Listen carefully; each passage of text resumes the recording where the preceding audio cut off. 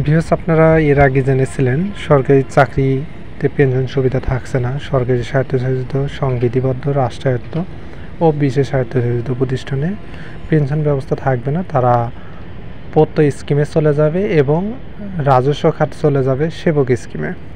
তো ভিউয়ার্স, এই বিষয়ে আজকে সর্বশেষ তথ্য আমি আপনাদেরকে জানাবো।